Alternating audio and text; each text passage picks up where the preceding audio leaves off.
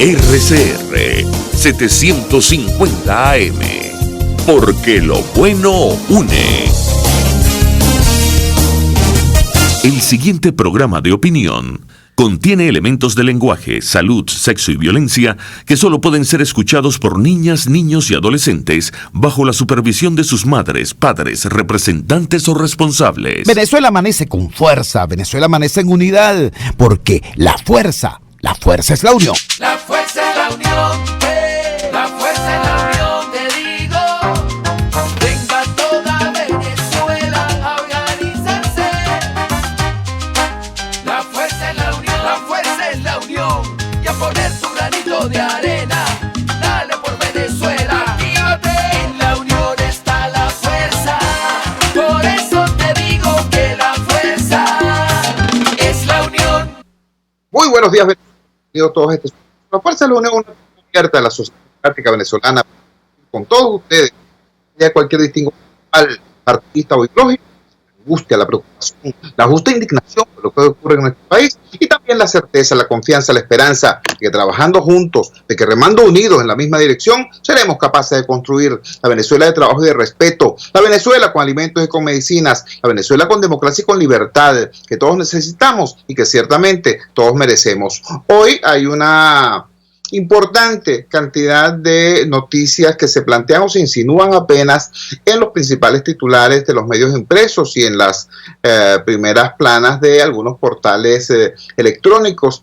Hay una muy preocupante referida al tema de Guyana. Como ustedes saben, Venezuela tiene un largo contencioso con eso que los venezolanos hemos conocido, varias generaciones de venezolanos hemos conocido como esa parte del mapa que apenas se plantea como zona en reclamación, la zona en reclamación.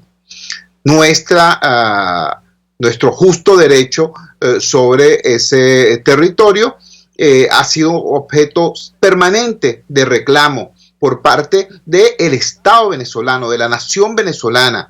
No estoy hablando del partido cual o del partido tal, de aquel gobierno o de este gobierno, no. Todos los gobiernos, la nación venezolana ha mantenido muy firme esa reclamación. No tanto como el país quisiera, pero sí con bastante firmeza esa reclamación. Hasta que llegamos al gobierno de Hugo Chávez. El gobierno de Hugo Chávez empezó a decir que Guyana no era la culpable, que Guyana era víctima de una conspiración del imperialismo inglés.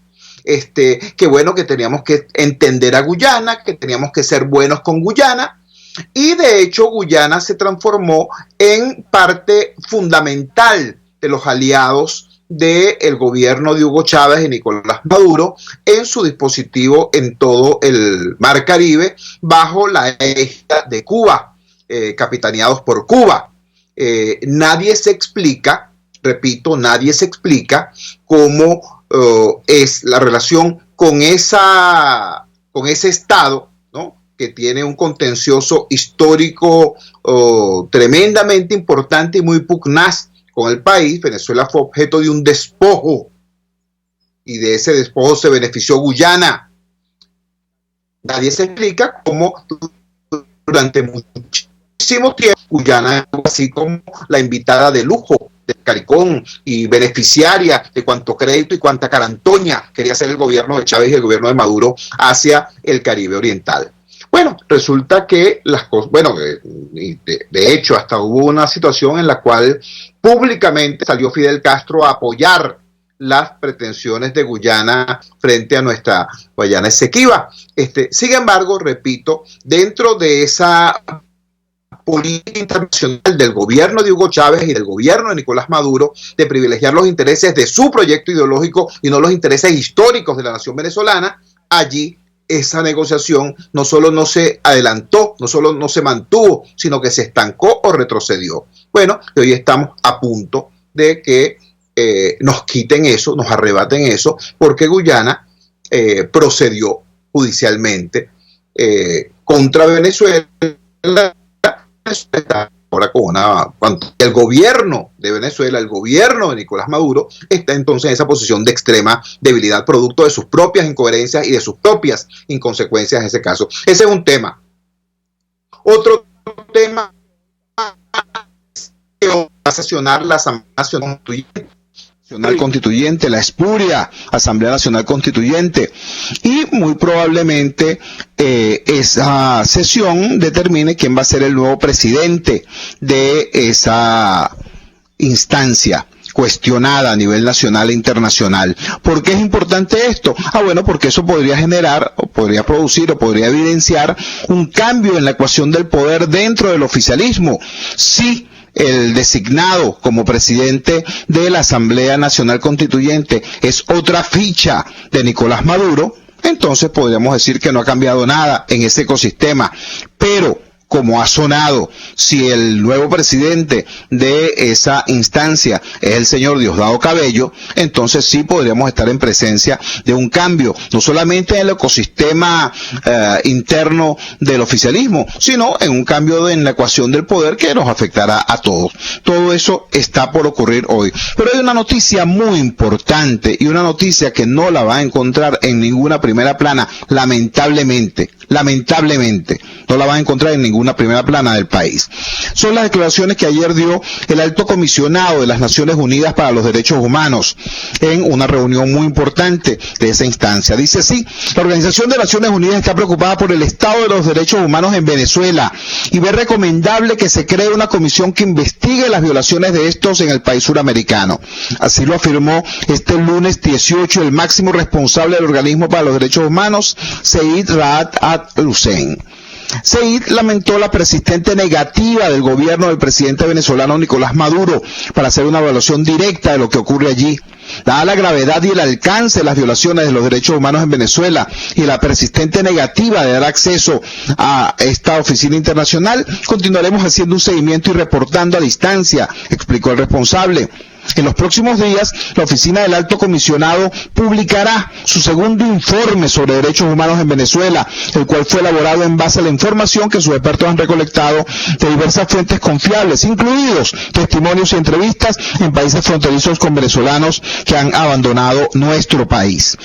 Como ven ustedes, este es un tema extremadamente relevante, inexplicable que una noticia como esta no aparezca en las primeras planas.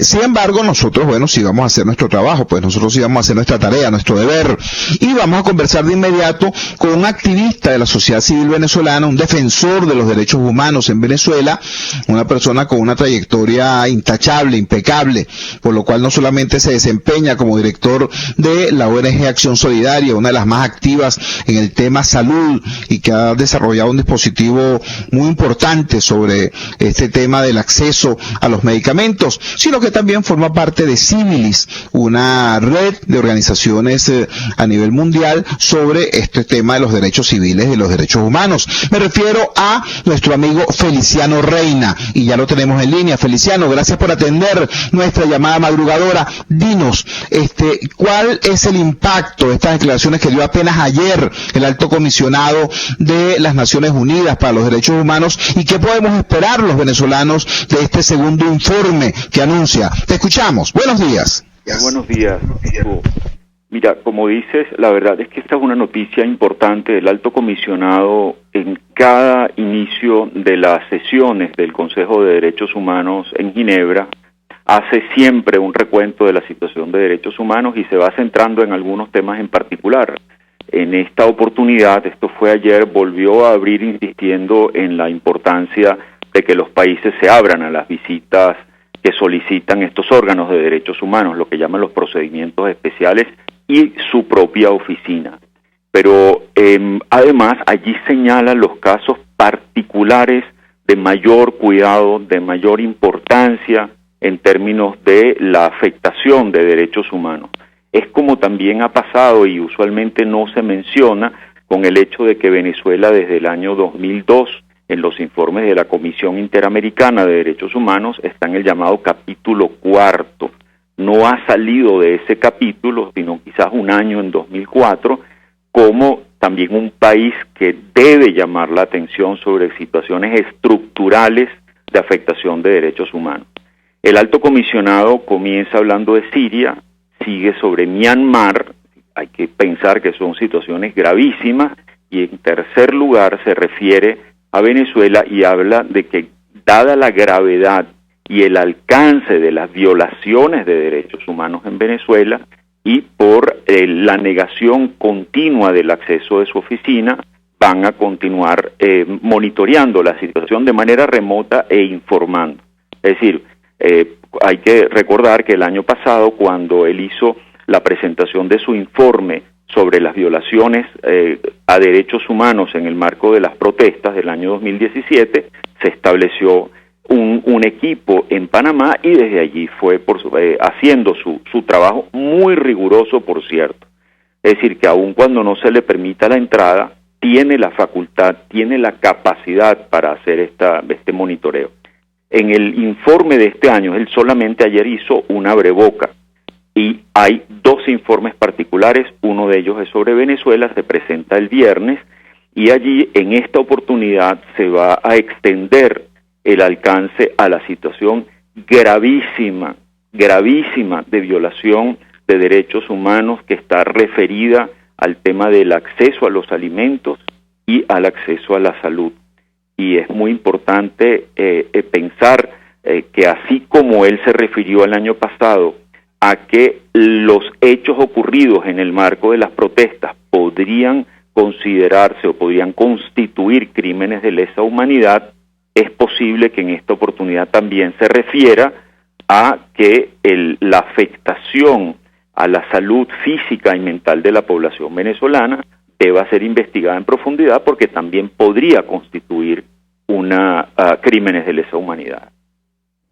Estamos conversando con Feliciano Reina, activista, defensor de derechos humanos en Venezuela, activista de la sociedad civil. Feliciano, diversas organizaciones internacionales y también diversos órganos de la sociedad civil han caracterizado la situación venezolana como una emergencia humanitaria compleja. Yo quisiera que nos recordaras la implicación de esa calificación y cómo en el abordaje de las distintas aristas de esa emergencia humanitaria compleja, la actuación del Estado podría llegar a constituir efectivamente una lesión, una violación de los derechos humanos, que lo pudiera ser incluso responsable ante organismos de justicia internacional, porque esto que estamos escuchando hoy a propósito de la declaración de ayer del Alto Comisionado de los Derechos Humanos, hay que sumarlo a los planteamientos de la OEA para elevar ante la Corte Penal Internacional las violaciones de derechos humanos en nuestro país, los reiterados llamados del Sistema Interamericano de Derechos Humanos. Es decir, hay como un conjunto de pronunciamientos que van cerrando un cerco en torno a la presencia internacional del gobierno sobre este tema. Por eso quisiéramos que nos volvieras a ubicar en lo que es la emergencia humanitaria compleja y cómo su abordaje inadecuado responsabiliza al gobierno por estas lesiones. Te escuchamos. Seguro. Dentro del marco de lo que se consideran crisis humanitarias, que es como el término general, hay una categoría muy particular, tú y oyentes, que a la que se llega, digamos, en un proceso que no es de corto plazo, que tiene que ver con la acción humana, es decir, no son estas que parten de catástrofes naturales o de conflictos, sino de algún grupo en el poder que poco a poco va generando, vamos a decir, una desestructuración de la institucionalidad de un país, de sus capacidades económicas, de sus capacidades de dar respuesta a la población, que terminan generando unas violaciones masivas a derechos humanos. Es decir, todos los aspectos de la vida empiezan a verse afectados, y podemos imaginar en este momento levantarse sin luz en algunos lugares, sin agua, sin transporte, sin efectivo, sin acceso a alimentos adecuados. Es decir, la desestructuración se va haciendo general, y esto, digamos, requiere, hay un momento donde es tal lo que va ocurriendo incluso con la parte económica, y eso también lo reconocemos ahora, que los países empiezan a dejar de tener capacidad interna para responder, y entonces esto va generando una acción internacional de diferentes cuerpos, de los que tienen que ver con la situación humanitaria que se genera, por eso son emergencias humanitarias, complejas porque tienen una diversidad de factores de causa y efecto, pero sobre todo lo que importa es el daño que le causan a la vida de miles de personas, y quizás sus tres expresiones principales son: una, hambre; la segunda, que puede generar en algunos casos en hambrunas; después la segunda son los temas graves en salud, que van generando incluso el incremento de epidemias, porque bueno, la gente se va desplazando dentro de un país, primero buscando algún tipo de mejora de vida, y va movilizando incluso esas situaciones de salud. Y la tercera son las migraciones, que en el caso venezolano, ya con ese flujo enorme de personas saliendo de manera forzada por las condiciones internas, pues también despertaron la preocupación internacional. No por nada, entonces, en la llamada, es decir, por estas razones tan graves, por estar en medio de una emergencia humanitaria y que produce estas violaciones, el Alto Comisionado también ayer solicitó al Consejo establecer una comisión de encuesta. Eso es un órgano al que se llama cuando la situación de nuevo es de mucha gravedad y requiere que expertos internacionales ya nombrados por el Consejo de Derechos Humanos, o sea, la creación de esta comisión, vean con muchísimo cuidado la situación que está generando estas violaciones a derechos humanos, y hacen recomendaciones que de nuevo van engrosando, Chugo, al final, y ojalá esto lleve también a que en algún momento haya una apertura a una cierta forma de hacer cambios profundos que hacen falta dentro del país, para que no sigan ocurriendo estos daños gravísimos, pérdida de vida y otros daños irreparables, porque esto al final llama a responsabilidades individuales. Ya no es responsabilidad del Estado, ya son personas individualmente que tienen responsabilidades, tanto para llegar a darle solución finalmente a estas graves situaciones de violación de derechos humanos, o eventualmente para ser señaladas en algunos de estos tribunales. Feliciano, te agradecemos altamente que nos hayas regalado estos minutos en esta madrugada del martes 19 de junio. Era Feliciano Reina, activista y defensor de los derechos humanos, director de la ONG Acción Solidaria y también directivo de Civilis, una red mundial de activistas de la sociedad civil en defensa de los derechos civiles y de los derechos humanos, explicándonos que una emergencia humanitaria puede ser el resultado de la explosión de un volcán, como en Guatemala, o de la ocurrencia de un terremoto, como en Haití, o de una inundación gigantesca por un tsunami, como ocurre cada cierto tiempo en Asia. Pero una emergencia humanitaria compleja es el resultado de una situación histórica, social, políticamente construida, como pasa en Venezuela, donde un país, a pesar de tener muchísimo dinero, muchísimos recursos, muchísimo petróleo y una población relativamente pequeña, y de haber ocupado un lugar de vanguardia en la modernidad en América Latina, resulta que en apenas 20 años se destruye y se convierte en esto que hoy somos, un país que exporta epidemias. Antes exportábamos petróleo, ahora exportamos epidemias. Eso es una emergencia humanitaria compleja, y sus perpetradores tienen responsabilidades. De cómo establecer esas responsabilidades y sobre todo de cómo hacer los correctivos de fondo para salvar vidas, nos hablaba hasta hace poco Feliciano Reina. Vamos a la siguiente pausa comercial y ya regresamos con muchísimo más de La Fuerza. La fuerza es la unión. Usted escucha Unidad, la fuerza es la unión, con Chuo Torrealba por RCR 750 AM. Puedes seguirnos en nuestras redes sociales. En Twitter, @RCR750, la radio que se ve. En RCR somos vanguardia. Toda la programación de tu RCR también la puedes seguir a través de la internet. Audio y video en tiempo real, noticias y mucho más. No te pierdas ni un segundo de nuestra programación. No hay excusa ni cadena que valga para que dejes de escucharnos. Ingresa a rcr.tv, la radio que se ve. Opinión, ideas en debate. Usted escucha a Chuo Torrealba en Unidad, la fuerza es la unión, por RCR. En el marco de una emergencia humanitaria compleja, una de las primeras cosas que se desvaloriza, desgraciadamente, es la vida humana.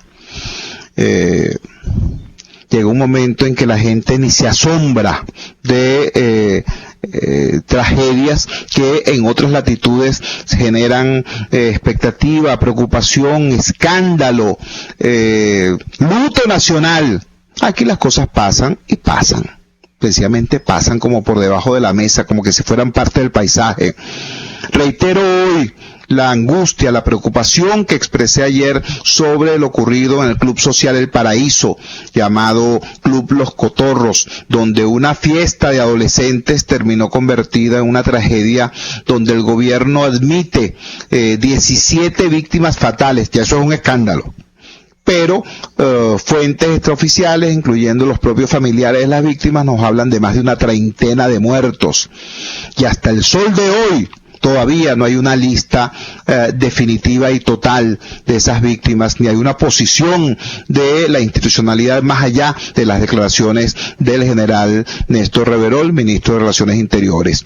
Hubo una periodista venezolana que ya nos tiene acostumbrados pues a su trabajo acucioso, a su trabajo serio, a su extrema sensibilidad humana y sensibilidad social, que se aprestó a acercarse a las víctimas, a los familiares también de las víctimas fatales, y obtuvo una serie de testimonios importantes. Escuchemos de inmediato algunos de ellos. Escuchemos este primero, por ejemplo.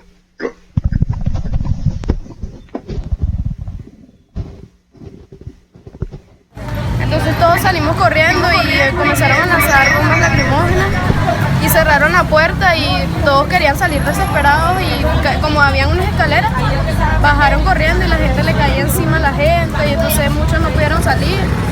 La mayoría que se murieron fueron mujeres, pues que las pisaron y no pudieron salir. ¿Cómo hiciste para escapar? Yo salí antes de que lanzaran las bombas. ¿Quién te lanzó las bombas?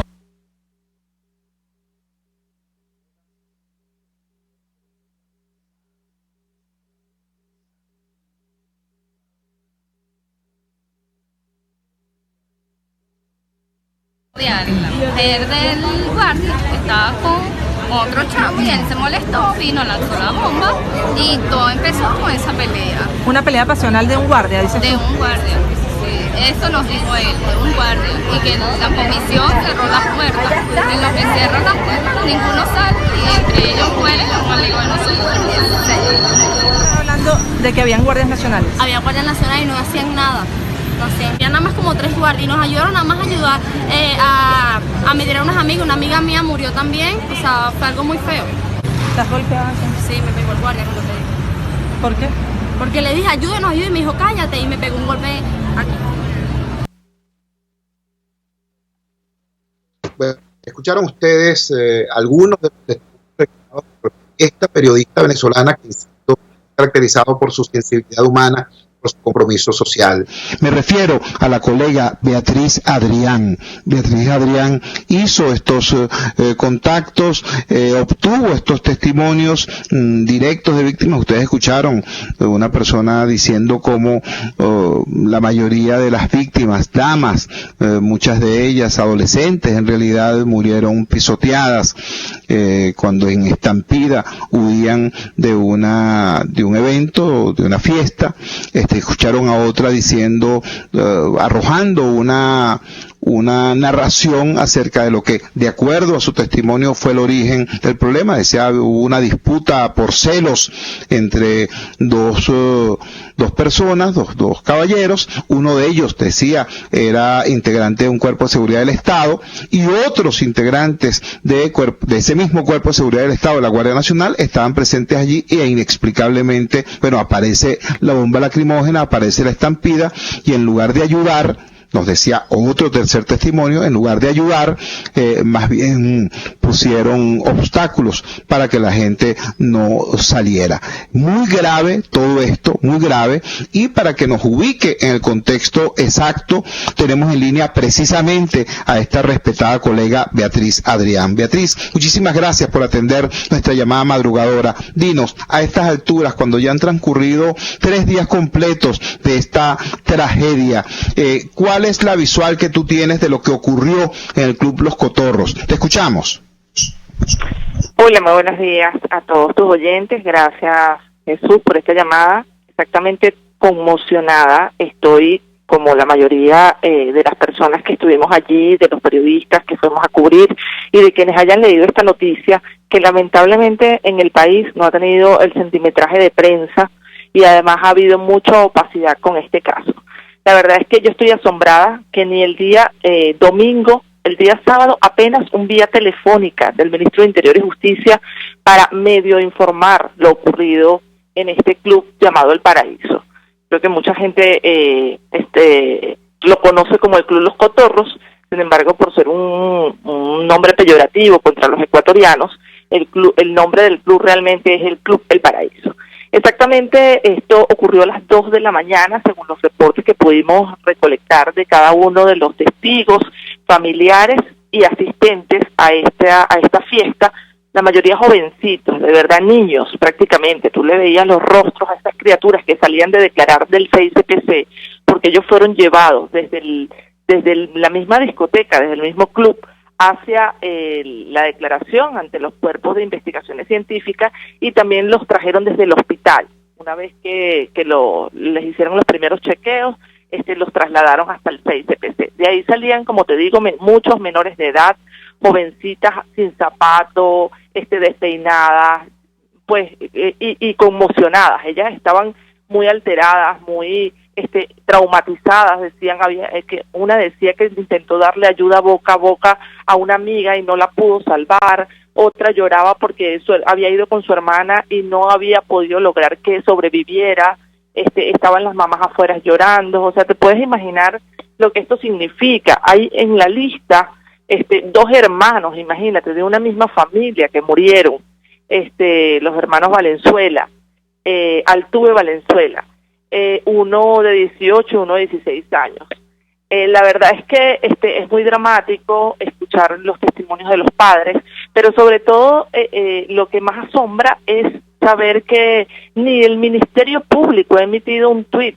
Emiten tuit por todo, hasta para informar que está aquí Rodríguez Zapatero, o para decir que cualquier cosa, pero para una tragedia de esta magnitud, que ha sido escándalo en el mundo entero, pero en Venezuela prácticamente no le han dedicado más allá de un vía telefónica. No hay una investigación, digamos, o por lo menos no se han arrojado los datos de la investigación. No ha habido una rueda de prensa del organismo. Supuestamente hoy podría haber una rueda de prensa. Uno de los testimonios que más me asombró, Jesús, es el testimonio de una tía de un joven que está entre los testigos de este hecho. Estaba dando declaraciones en el Cuerpo de Investigaciones Científicas. Ella dice, por sus propias palabras, que según lo que le refiere su sobrino cuando pudo hablar con él, que le informó de la tragedia en la madrugada, que había una discusión y que en la discusión estaba presente un guardia nacional, una discusión pasional, que este guardia estaba buscando a su novia o a su pareja dentro de esta discoteca, y que por allí inició esta pelea, una pelea en la que hubo botellas y finalizó con el lanzamiento de una bomba lacrimógena. Ahora, esta es una hipótesis que deben descartar o afirmar las autoridades. Sin embargo, es importante saber cómo se inició esta pelea y quién posee una bomba lacrimógena en sus manos, y además cómo se detonó, porque hasta lo que hemos visto, las bombas lacrimógenas se detonan con unas armas, ¿no? ¿Cómo se detonó esa lacrimógena? ¿Cómo se detona en un lugar donde las puertas están cerradas? ¿Quién cierra las puertas? Donde hay 500 personas adentro, donde no hay ventilación. Son muchas preguntas que no tienen respuesta. ¿Cuál es la cifra oficial de muertos? Porque la mayoría de los familiares que estaban allí, ninguno habla de menos de 23 muertos. La mayoría, incluso una mamá cuyo hijo falleció en esta tragedia, exactamente nos dijo, yo vengo del 6CPC y son 34 muertos, que te lo puedo afirmar. Me dijo, y quiero una investigación por esto. Era uno de los testimonios que recogimos allí en el 6CPC. Hay heridos que continúan graves. En la clínica Loira está una, en la clínica El Paraíso, estamos hablando del Hospital Pérez Carreño. Nadie informa el número de heridos. Te imaginarás en medio de, como tú dices, una crisis humanitaria donde cuesta mucho conseguir antibióticos, medicamentos. La mayoría de estos muchachos murieron por asfixia y por golpes, traumatismos, porque quedaron atrapados en unas escaleras donde intentaron salir. La única salida quedaba en una puerta muy pequeña, o un solo pasillo de una escalera, y claro, cayeron unos encima de otros, es lo que narran los jóvenes. Entonces, ¿cómo es posible que no haya hasta el momento explicaciones a la sociedad y que nosotros como venezolanos no exijamos a las autoridades que nos digan la verdad sobre este caso? Que digan quién originó, quién tenía la lacrimógena, a qué cuerpo del Estado pertenecía esa bomba lacrimógena y por qué estaba en posesión, si es el caso, de un asistente a esta fiesta. Entonces, de verdad que yo lo que te puedo decir es que estos padres merecen una explicación, merecen apoyo, porque la mayoría son personas humildes, son muchachos de liceos, de barriadas populares, de sectores populares, de Antímano, de Catia, que estaban graduándose algunos de bachiller y estaban celebrando su graduación. Se dice que hay, según testimonio, que hay menores de edad y fueron acompañados por 2 representantes que estaban dentro de la fiesta. Se dice que cobraron la entrada, que se llamaba una fiesta tipo Leyes. ¿Qué significa todo esto? ¿Quién estaba organizando esta fiesta? El personal de seguridad de la fiesta. ¿Hubo revisión? Si hubo revisión, ¿cómo entró esa bomba lacrimógena? Si entró en manos de un funcionario uniformado, no lo iban a revisar. Si lo tenía un joven, a quien pertenecía. Es decir, son muchas preguntas, Jesús, que hay que responder.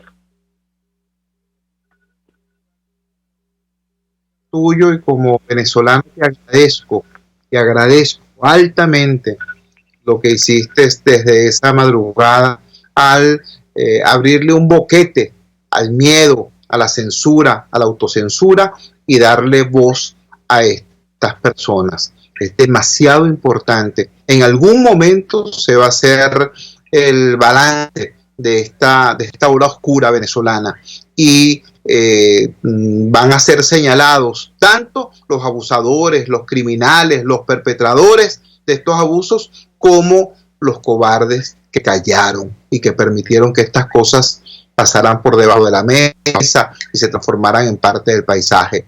Era Beatriz Adrián, periodista venezolana, que logró entrevistar a las víctimas y a los familiares de las víctimas de la tragedia ocurrida en la madrugada del viernes para el sábado en el Club Social El Paraíso, mal llamado Club Los Cotorros, donde una cantidad hasta ahora indeterminada de jóvenes, de niños, adolescentes, falleció en un evento tremendamente opaco, tremendamente oscuro. El país necesita, el país exige, o debería exigir, porque esa es la otra parte del asunto, debería exigir una respuesta, porque si bien es indignante el silencio de las autoridades, es inexplicable cómo a estas alturas la Fiscalía General de la República no se ha pronunciado sobre esto, o la Defensoría del Pueblo. Si bien eso es indignante, también es muy, muy preocupante la aparente indiferencia de amplios sectores de la opinión pública nacional. Vamos a la siguiente pausa comercial y ya regresamos con muchísimo más de La Fuerza. La Fuerza es la Unión. Les estamos presentando Unidad. La Fuerza es la Unión. Solo por RCR 750 AM. En la Gran Feria Santo Cristo de la Grita no solo consigues verduras, frutas y hortalizas cultivadas en los páramos andinos, también te ofrecen pan andino, café, ajos pelados, azúcar, papelón y mucho más. Acércate los viernes y sábados a la avenida Francisco Pimentel de Santa Mónica, al lado de la Casa Comunal, para comprar calidad al mejor precio. Gran Feria Santo Cristo de la Grita, economía y calidad. Si tienes hernias discales, dolor lumbar, cervical, fascitis plantar, dolor en el hombro, algún posoperatorio de cadera o de rodilla, Globalterap es tu mejor opción en rehabilitación. Búscanos en el Centro Comercial Multiplaza Paraíso, nivel empresarial 2, teléfono 0212-461-9087. Globalterap y despídete del dolor. RCR 750 AM. Porque lo bueno une.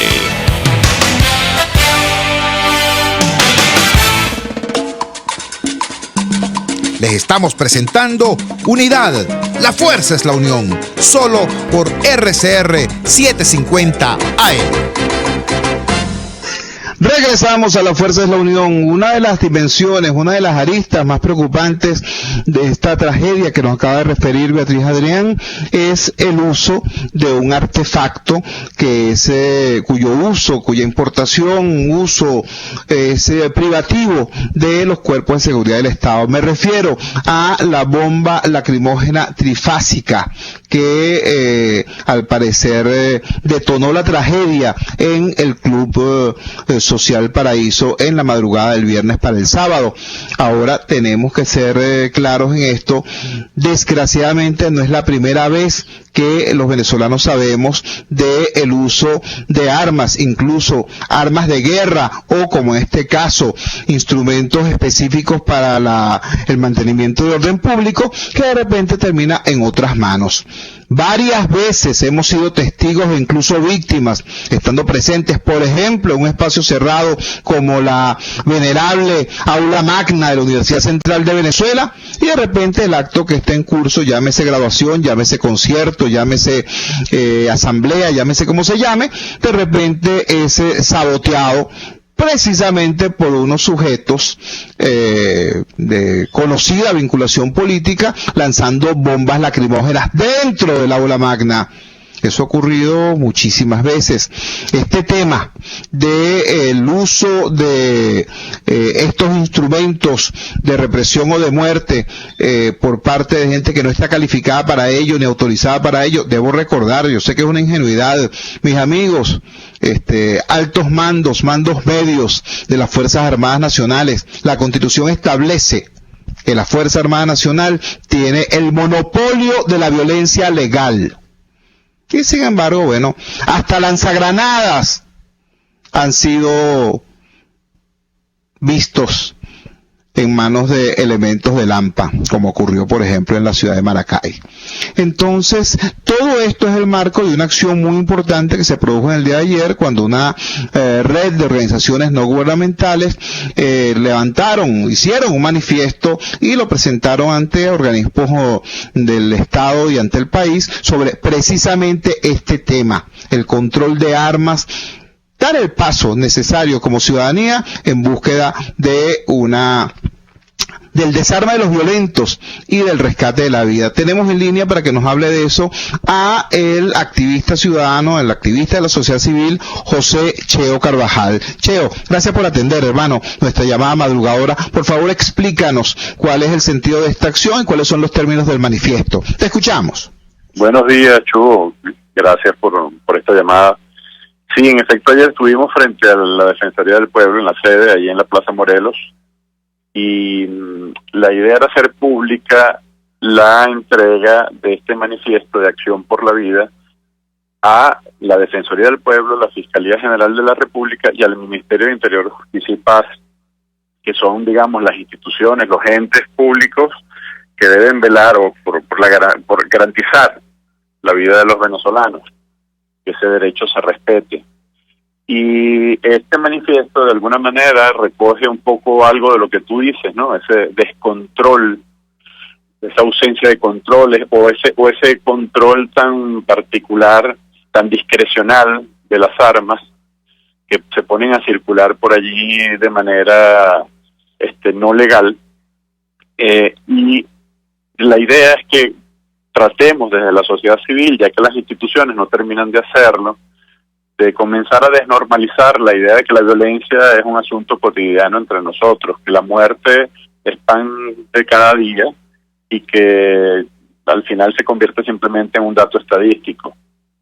La idea de este manifiesto es llamar la atención de las instituciones, exigirle, asuman su rol, pero también hemos llamado a la sociedad a que no se quede de brazos cruzados, que no acepte este absurdo, este discurso de muerte permanente como algo normal, que entre todos, si hacemos presión, podemos exigir y además proponer políticas también. De eso se trató la actividad que realizamos en el día de ayer. Los manifiestos, este manifiesto se entregó de manera simultánea en estas 3 instituciones, y la idea es como comenzar si es necesario audiencias, si es necesario reuniones, si es necesario que se establezcan estos vínculos entre la sociedad civil como veedora, como contralora de estos procesos, pues hagámoslo, porque lo que está en juego es justamente la vida de los venezolanos, de todos los venezolanos, no de unos en particulares.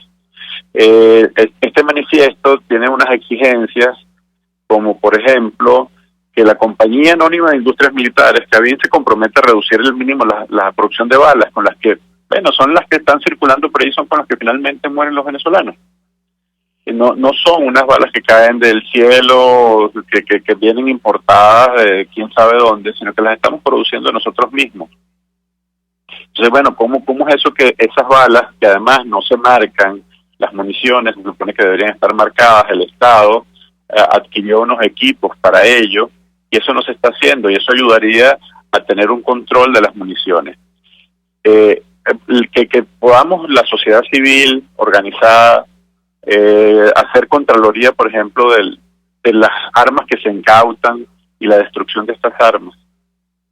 Eso no está sucediendo, y eso, digamos, son pasos, como decías tú, hay que dar un paso adelante para no solo llamar la atención, sino empezar a cambiar esta realidad.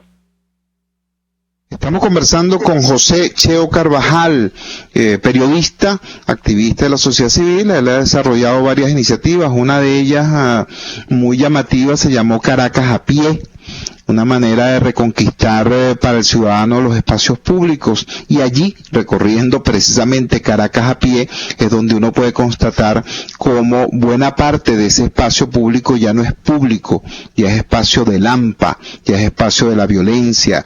Yo se los puedo decir porque desde nuestra humilde experiencia alrededor de los barrios, en este momento, hoy 19 de junio de 2018, más o menos un 37% de los barrios que nosotros hemos recorrido en los últimos 15 años, ya hoy no es posible recorrerlos como antes, porque están en manos de un poder llamado el AMPA, que es un poder organizado, vertical, que tiene un líder llamado el PRAM, tiene unos lugartenientes llamados los luceros, y tiene unos soldados y finalmente unos gariteros, que son quienes observan quién entra y quién sale del barrio, y dan la alerta respectiva. Esto no es cuento, estamos hablando sí de los barrios, pero los barrios resulta que son unas 170.000 hectáreas donde viven unos 16 millones de personas, pero en el resto de la cuadrícula urbana también está este problema de violencia.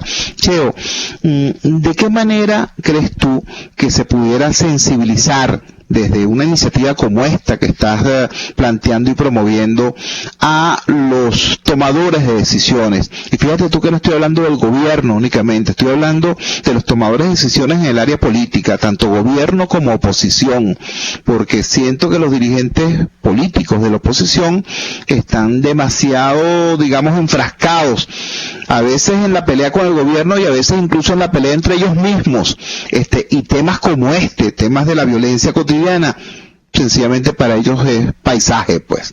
Y en el caso del gobierno la cosa es mucho peor. Nosotros estamos cansados de ver como ciudadanos fotografías de ministros hablando, por ejemplo, con líderes de colectivos en el 23 de enero, escoltados todos por civiles que portan armas de guerra y que no son miembros de los cuerpos de seguridad del Estado, sino que son precisamente integrantes de esos grupos irregulares. Esas cosas las hemos visto una y otra vez. Entonces, ¿de qué manera desarrollar desde el ámbito ciudadano una iniciativa que lleve a los tomadores de decisiones de gobierno y de oposición a entender que esto no es normal y que la sociedad no va a admitir esa supuesta normalidad? Te escuchamos. Nosotros constituimos hace ya más de un año la plataforma Acción por la Vida, que es más bien una red para comenzar a poner en la calle acciones que llamen la atención sobre este tema en comunidades, en espacios públicos, pero también haciendo ese doble llamado de atención hacia las instituciones y hacia los ciudadanos. Es importantísimo eso, desnaturalizar la violencia, desnormalizar la idea de que la muerte es pan cotidiano, digamos, pan diario, y exigir este tipo de políticas. Por ejemplo, tú estabas haciendo mención de las armas que están en manos no solo de los grupos delictivos, sino también de ciertos grupos organizados que tienen un color político. Hay que exigir que esas armas salgan de circulación. No puede la población civil administrar ese nefasto recurso como quiera, y además con ese viso de represión del pensamiento también, ¿no? Pero también está el tema de cómo acciona en momentos de crisis, cuando se desborda la delincuencia, cómo accionan los cuerpos de seguridad del Estado, que terminan engrosando el número de muertes violentas, el número de homicidios, en nombre de la seguridad, ¿no? El año pasado fueron en manos de cuerpos de seguridad del Estado, fueron asesinadas 4.998 personas. Y eso, según datos de compañeros que están en el equipo de Acción por la Vida, en números absolutos, es más de los homicidios que ocurrieron en manos de la policía en Brasil, que tiene una población muchísimo mayor que la nuestra. Entonces, algo no está funcionando bien. Allí hay un discurso, además, desde el Estado, que pretende acabar con eso que tú mencionabas allí, con esos territorios de violencia, con mucha más violencia. Yo estaba hace poco, el sábado, en el Atlántico, en Katia, y veía cómo desfilaban en sus motos la policía con las pistolas en la mano, y era de terror, porque eso sucedía mientras en la calle había gente celebrando, había niños jugando. Es decir, esa imagen normalizada tenemos que erradicarla de nuestro país en algún momento, pero eso no va a suceder, como tú bien lo sabes, porque esto no es un asunto de estas 2 décadas, es más viejo. Digamos, esperando que los gobiernos, los distintos gobiernos, asuman ese papel. Si la sociedad civil organizada no se pronuncia, no se manifiesta, no se organiza, no exige, esto no va a cambiar. Entonces, ese es el rol nuestro en este momento, dar ese paso adelante y llamar la atención de la sociedad para comenzar a hacer presión y hacer que se cumplan las normas en principio. Como decías tú, las armas se supone que deben son del monopolio, ese monopolio de la violencia está en manos del Estado. Y las armas no pueden circular así como les da la gana, y no puede ser que haya lacrimógenas en manos de personas que no pertenecen a un cuerpo de seguridad, o que se estén utilizando en contextos fuera, que son los contextos en que normalmente ese tipo de artefactos se utilizan. No puede ser eso que en un barrio se paseen los jóvenes con granadas. Eso no tiene ningún sentido. Ahora, ¿quién controla eso? ¿Los ciudadanos? No, eso está clarísimo en la Constitución quién es el encargado. Son los cuerpos del Estado, son los cuerpos de seguridad. Pero eso no está sucediendo. Y eso todos sabemos de alguna manera que forma parte también de un negocio y a veces de una estrategia política. Entonces, bueno, si nosotros no nos movilizamos, eso no va a cambiar.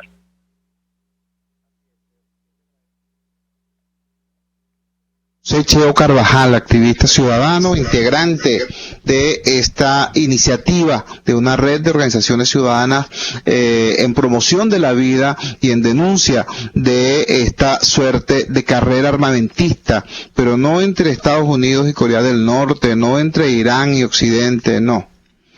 Entre el AMPA común, entre el AMPA política, porque vamos a no caernos a cuentos. Cuando hablamos de estos sujetos que le hacen el trabajo sucio a los cuerpos de seguridad del Estado, que se prestan a la represión ilegal, tanto de la protesta política como de la protesta social. Ojo con esto, porque los llamados colectivos no solamente salen a enfrentarse a las manifestaciones de los partidos de oposición, no. Cuando hay una protesta ciudadana por falta de agua, por falta de servicios, por hambre, por falta de alimentos, porque se retrasan las famosas cajas CLAP, etcétera, etcétera, salen estos grupos entonces a reprimir a los ciudadanos, a amenazar a los comerciantes. Repito, este tipo de estructura fascistoide, son las que se benefician de este manejo laxo y aparentemente descuidado del tema del armamentismo. Entonces, ¿esto es descuido o es política de Estado? Yo creo que es política de Estado. Antes hubo esto como problema de desorden, ahora es política de Estado. Fíjense ustedes lo que está pasando en Nicaragua. En Nicaragua está el ejército sandinista, ¿no? Así como dicen acá, la policía bolivariana. Bueno, allá el ejército sandinista, la policía sandinista, ¿no? Y los malandros sandinistas, ¿no? Echándole polvo a la gente, asesinando muchachos en una operación de pinza, donde los grupos irregulares actúan en coreografía con los cuerpos de seguridad del Estado. ¡Qué desgracia! Que al único país que eso no lo asombra porque ya lo vivió, sea precisamente a Venezuela, seamos precisamente nosotros los venezolanos, porque ya vivimos eso en el 2017 y en el 2014. Trabajamos para ustedes. En la dirección general de la emisora, Jaime Nestares. En la producción de este espacio estuvo Marianela Castillo. Al frente de los controles estuvo César Arteaga. Habló para ustedes su amigo, comunicador popular, activista social, ciudadano en lucha por la democracia y por la libertad, Jesús Chua Torrealba. Ahora más que nunca, fuerza, Venezuela, porque la fuerza es la unión. RCR presentó Unidad, la fuerza es la unión, con Chua Torrealba, solo por RCR 7.